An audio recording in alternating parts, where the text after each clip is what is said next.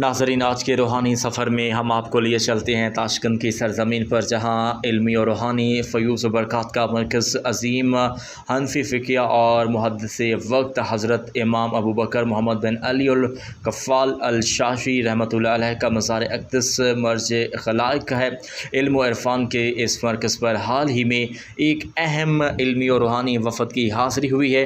سجادہ نشین آستانہ عالیہ بھیکی شریف جانشین حضرت حافظ الحدیث شیخ الحدیث پیر سید ڈاکٹر مفتی محمد نوید حسن شاہ مشہدی نے اپنے دورہ ازبکستان کے دوران امام القفال الشاشی کے مزار اقدس پر حاضری دی اور خراج عقیدت پیش کیا۔ اس بابرکت موقع پر آپ کے ہمراہ ملک کے نامور علماء و مشائخ کا ایک وفد بھی موجود تھا۔